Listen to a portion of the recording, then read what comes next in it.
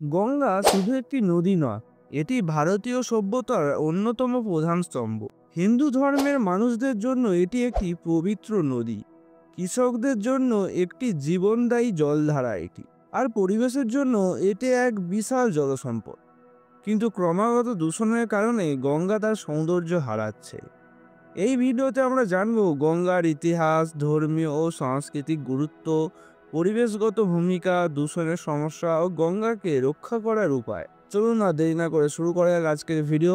গঙ্গার উৎপত্তি হিমালয়ের গঙ্গোত্রী হিমবাহ থেকে, যা সমুদ্রপৃষ্ঠ থেকে 13,200 ফুট উচ্চতায় অবস্থিত। এখান থেকে ভাগীরথী নদী বের হয়ে আসে এবং অলকানন্দা নদীর সাথে মিলিত হয়ে গঙ্গা নামে পরিচিত হয়। 2525 কিলোমিটার দীর্ঘ এই নদী ভারতের উত্তরাখণ্ড, উত্তরপ্রদেশ, বিহার, ঝাড়খণ্ড, পশ্চিমবঙ্গ হয়ে বাংলাদেশে প্রবেশ করে, যেখানে এটি পদ্মা নামে পরিচিত। শেষে এটি বঙ্গোপসাগরে গিয়ে মিশে যায়। গঙ্গার প্রধান উপনদীগুলি হল যমুনা, কোসি, গণ্ডক, দামোদর, চম্বল এবং সোন। এই উপনদীগুলোর গঙ্গার মতোই গুরুত্বপূর্ণ এবং ভারতের কৃষিকাজ ও পরিবেশের উপর বিশাল প্রভাব ফেলে। গঙ্গা হিন্দু ধর্মে মা গঙ্গা নামে পরিচিত, দেবী হিসাবে পূজিত হন। পুরাণ অনুযায়ী স্বর্গ থেকে গঙ্গা পৃথিবীতে এসেছিলেন রাজা ভগীরথের কঠোর তপস্যার ফলে। বলা হয় গঙ্গার জলে স্নান করলে পাপ মোচন হয়। এজন্য লক্ষ লক্ষ মানুষ বারাণসী, হরিদ্বার, প্রয়াগরাজের মতো শহরে গিয়ে গঙ্গা স্নান করেন। প্রতিদিন সন্ধ্যায় বারাণসীর দশাশ্বমেধ ঘাটে অনুষ্ঠিত হয় গঙ্গা আরতি। এই আরতিতে ভক্তদের ভিড় হয় লক্ষ লক্ষ। এছাড়া প্রয়াগরাজের গঙ্গা, যমুনা এবং পৌরাণিক সরস্বতী নদীর সঙ্গমস্থলে প্রতি 12 বছর অন্তর কুম্ভ মেলা হয়, যেখানে কোটি কোটি মানুষের অংশ নেয়, যেটি এই রিসেন্ট সমাপ্ত হলো। গঙ্গা শুধুমাত্র মানুষের জন্য নয়, হাজার হাজার প্রাণীর জন্যও আশ্রয়স্থল। এখানে পাওয়া যায় বিরল প্রজাতির গঙ্গাটিক ডলফিন, বিভিন্ন প্রজাতির মাছ, কচ্ছপ এবং জলজ উদ্ভিদ। গঙ্গার আশেপাশের বনাঞ্চলে বহু প্রজাতির পাখি ও প্রাণীর আবাসস্থল।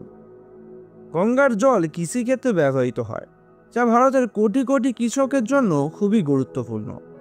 উত্তর ভারত এবং পূর্ব ভারতের শত শত গ্রামে ও শহরে জীবনধারা গঙ্গার উপর নির্ভরশীল। কিন্তু দুঃখজনকভাবে গঙ্গা আজ ভয়াবহ দূষণের শিকার। কলকারখানার রাসায়নিক বর্জ্য, অপরিশোধিত নোংরা জল, প্লাস্টিকের আবর্জনা গঙ্গার জলের গুণমান ধ্বংস করছে। বিশেষ করে ভারতের বড় শহরগুলির আশেপাশে গঙ্গার দূষণের মাত্রা সবচেয়ে বেশি। গবেষণায় দেখা গেছে অনেক জায়গায় গঙ্গার জল পান করার অযোগ্য হয়ে পড়েছে। দূষণের ফলে গঙ্গার প্রাণী বিলুপ্তির মুখেও পড়েছে। গঙ্গাকে রক্ষা করতে ভারত সরকার নমামি গঙ্গে প্রকল্প চালু করেছে, যার লক্ষ্য গঙ্গার দূষণ কমানো এবং পরিষ্কার রাখা। বিভিন্ন শহরে বর্জ্য শোধনাগার তৈরি করা হচ্ছে, যাতে কলকারখানার নোংরা জল সরাসরি গঙ্গায় না পড়ে। স্থানীয় বাসিন্দারা ও স্বেচ্ছাসেবী সংস্থারাও গঙ্গার পরিবেশ রক্ষায় উদ্যোগ নিয়েছেন। সচেতনতা বাড়ানোর জন্য স্কুল ও কলেজগুলোতে গঙ্গা সংরক্ষণ নিয়ে প্রচারণা চালানো হচ্ছে। গঙ্গা নদী আমাদের জীবন, আমাদের সংস্কৃতি, আমাদের ভবিষ্যৎ। আমরা যদি এখনই সচেতন না হই, তাহলে ভবিষ্যৎ প্রজন্মের জন্য গঙ্গার বিশুদ্ধতা নষ্ট হয়ে যাবে। আপনার কি কি দায়িত্ব রয়েছে এতে? গঙ্গায় প্লাস্টিক ও আবর্জনা না ফেলা, কলকারখানার দূষণ নিয়ন্ত্রণের জন্য প্রচারণা চালানো, গঙ্গার পাড়ে বৃক্ষরোপণ করা এবং সচেতনতা বাড়ানো। আপনার মতামত কি? আপনি কিভাবে গঙ্গা নদীকে রক্ষায় ভূমিকা রাখতে পারেন? কমেন্টে জানান। যদি ভিডিওটি ভালো লেগে থাকে তাহলে শেয়ার করুন এবং আমাদের চ্যানেলটিকে সাবস্ক্রাইব করে দিন। চলুন দেখা হচ্ছে পরবর্তী কোনো ইন্টারেস্টিং ভিডিওতে। নমস্কার।